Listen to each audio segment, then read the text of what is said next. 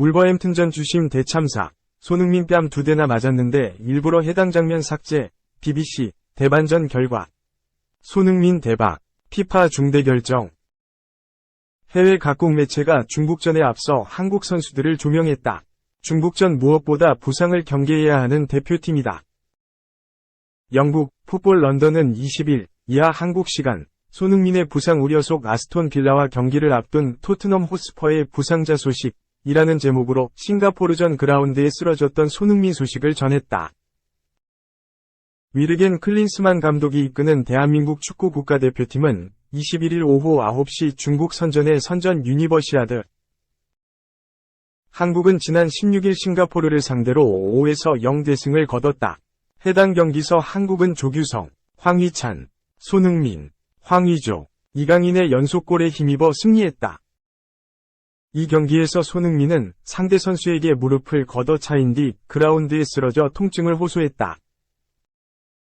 이에 풋볼 런던은 A매치 휴식기는 완벽한 시기에 토트넘에 찾아왔다. 토트넘은 A매치 기간 추가 부상의 위협에서 조금은 안도할 수 있다. 그러나 손흥민이 싱가포르전 쓰러진 장면을 확인한 뒤에는 엄청난 우려를 불러일으켰다. 라며 손흥민의 몸 상태를 향한 걱정 어린 시선을 보냈다. 다행히 손흥민은 큰 문제가 없었다. 손흥민은 경기 종료 후 살짝 발에 감각이 없었다. 나 하나 아프다고 경기를 포기할 순 없다.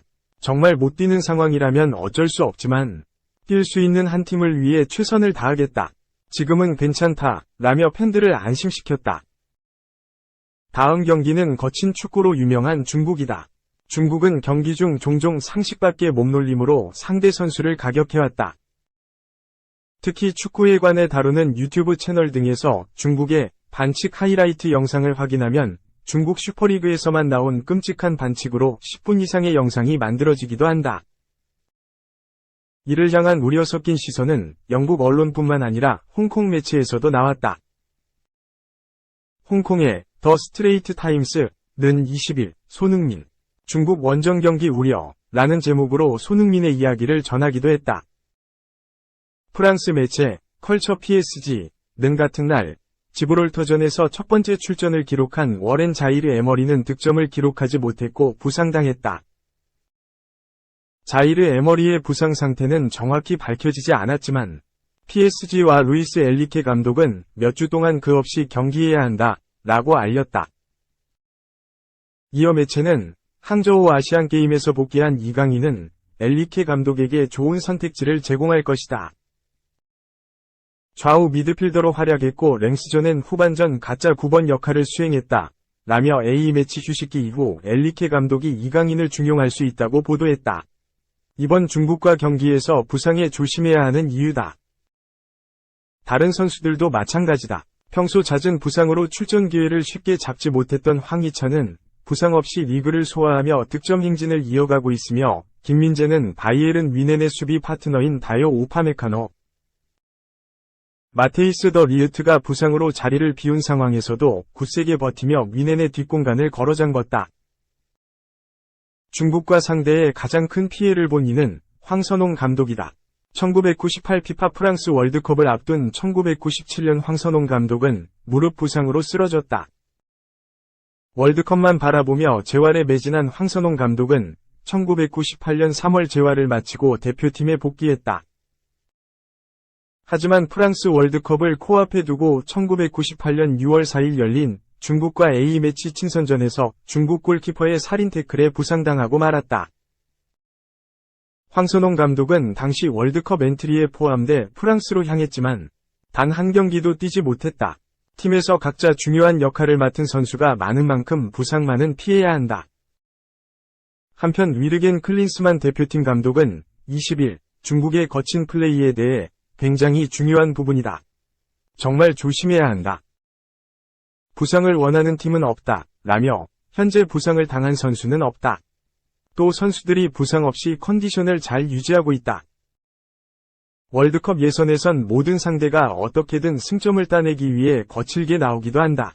큰 부상이 아니라면 심각하게 우려하진 않는다. 경기 중에는 어느 정도 참고 뛰는 것도 필요하다. 훈련 때는 오늘처럼 가볍게 회복 운동을 하기도 하면서 경기를 준비하고 있다. 라고 말했다.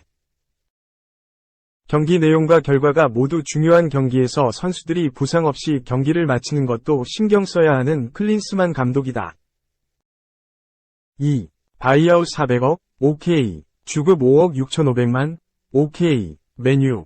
하다하다 그리즈만 영입설까지. 영국 더 선은 19일 한국 시간 맨유는 그리즈만을 올드 트래포드로 데려오고자 아틀레티코 마드리드에서 받고 있는 연봉의 3배까지 지급할 준비가 되어 있는 것으로 알려졌다. 에릭 텐 하흐 감독은 전력 강화를 원하며 이미 영입 리스트에 여러 스타 플레이어가 포함되어 있다. 엘 나시온날에 따르면 그리즈만이 최우선 타깃으로 꼽힌다. 맨유 관계자는 이적 가능성을 논의하기 위해 스페인에 방문했다. 라고 보도했다. 이어 맨유는 그리즈만에게 아틀레티코에서 받는 연봉 3배를 제안했으며 주급 35만 파운드, 약 5억 6,500만 원에 달한다. 또한 매체는 그리즈만이 2,500만 파운드, 약 403억 원, 바이아웃 조항을 갖고 있다고 덧붙였다. 라며 깜짝 영입 가능성을 제기했다. 지난 시즌 맨유는 잉글랜드 풋볼리그컵, EFL컵 우승으로 무관 탈출에 성공했다. 텐 하흐 감독은 데뷔 시즌에서 6년 만에 트로피를 들어올리며 가능성을 증명했다.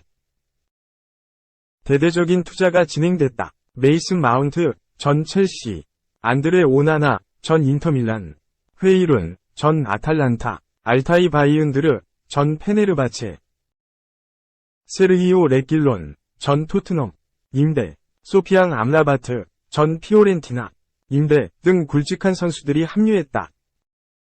하지만 현재 맨유는 벼랑 끝에 몰렸다. 결과 자체를 좀처럼 가져오지 못하며 민심이 요동치고 있다. 가장 큰 문제는 포지션 곳곳에 끊이지 않고 발생하는 부상과 눈에 띄게 결정력이 떨어진 창끝이 꼽힌다.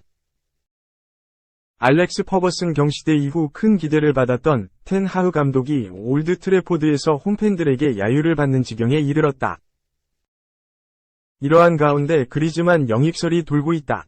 천문학적인 이적료를 기록하며 바르셀로나에 입단했지만 실패했던 그리즈만. 현재는 친정팀 아틀레티코에 돌아와 부활에 성공했다. 임대 이후 완전 이적에 성공한 다음 더욱 날카로워졌다. 그리즈만은 스페인 라리가와 유럽 축구연맹 챔피언스리그를 합쳐 12골을 기록 중이다. 더 선은 맨유가 저렴한 바이아웃을 갖고 있는 그리즈만에게 연봉 3배를 제안해 영입을 추진할 수 있다고 설명했다. 물론 가능성은 희박하다. 30대 중반을 앞둔 그리즈만이 새로운 도전에 나설지와 맨유가 막대한 연봉을 감수할지가 아직 미지수다. 더욱이 그리즈만은 친정 복귀 이후 아틀레티코에 대한 충성을 각오한 상황이다. 3. 클롭 감독 떠나서도 기회 못 받아. 독일에서도 잊힌 유망주. 위르겐 클롭, 56 독일, 감독에게 선택받지 못하고 임대 이적을 결정한 파비우 카르발류, 21 라이프치히가 독일에서도 헤매고 있다. 라이프치히의 강력한 2선 선수들에게 밀리며 임대 이적을 떠난 의미가 퇴색됐다. 영국 매체 리버풀 에코는 17일 한국 시간 카르발류가 자신의 미래를 위해 힘겹게 싸우고 있고 어쩌면 1월 이적이 필요하다. 카르발류는 리버풀을 떠나 좌절감을 느낀 후 라이프치히 임대 이적을 전환할 기회를 얻게 될 수 있다. 라고 소식을 전했다. 지난 시즌 리버풀에 합류한 카르발류는 팀의 미래로 많은 기대를 받았다. 시즌 초반 자신에게 찾아온 기회를 놓치지 않고 귀중한 득점을 터뜨려 팀의 승리를 책임지기도 했다. 그러나 어느 한 포지션에 정착하지 못하면서 겉돌기 시작했다. 중앙과 측면을 동시에 소화할 수 있는 선수지만 두 위치에서 모두 애매한 경기력을 보여 클롭 감독의 고민거리로 떠올랐다. 2022에서 23 시즌 초반 클롭 감독에게 적잖은 기회를 받았던 카르발류는 어느 순간부터 자취를 감췄다. 지난 시즌 프리미어리그 13라운드 이후 그는 리그 3경기 출전에 그쳤고 출전 시간은 단 11분이었다. 이 밖에 컵대회나 유럽 축구연맹 챔피언스리그에서 가끔 모습을 비출 뿐이었다. 리버풀에서 입지를 잃은 카르발류는 지난 여름 유망주 천국 라이프치히 임대를 택했다. 애초 라이프치히에서 완전 영입을 추구해 리버풀에 1000만 파운드, 약 161억 원을 제안했으나 리버풀이 판매를 꺼렸다. 카르발류를 간절히 바랐던 라이프치히는 계획을 수정해 임대 영입을 통해 그를 데려왔다. 그러나 라이프치히에서도 카르발류의 상황은 다르지 않다. 다니 올모, 25, 사비 시몬스, 20, 크리스토프 바움가르트너, 24, 에밀 포르스베리, 32와의 경쟁에서 밀렸다. 이적 후 10경기에 나섰지만 경기당 출전 시간은 23.4분에 그친다. 공격 포인트는 여전히 신고하지 못했다. 반전을 모색하기 위해 독일행을 택한 카르발류의 계획이 틀어졌다. 다행인 건 암울한 상황 속 드디어 카르발류가 기회를 얻을 수 있다는 전망이 나왔다. 라이프치히 소식에 정통한 기도 샤퍼 저널리스트는 카르발류의 미래를 내다봤다. 샤퍼는 카르발류는 도전자이며 그는 이선 선수들과 자리를 놓고 싸우고 있다. 라이프치히 관계자와 대화를 나눴는데 카르발류가 좋은 평가를 받는다고 말해줬다. 마르코 로제, 47 독일, 감독이 그에게 더 많은 시간을 줄 것이다 라고 예상했다. 마침 라이프치히의 터줏대가 민 포르스베리가 다가오는 겨울 이적 시장을 통해 뉴욕 레드불스로 이적한다는 이야기가 나오고 있다. 뉴욕 레드불스는 라이프치히와 같은 레드불 산하 구단으로 포르스베리의 이적 가능성이 상당하다. 포르스베리가 떠날 시 카르발류의 미래는 한층 더 밝아질 것으로 보인다.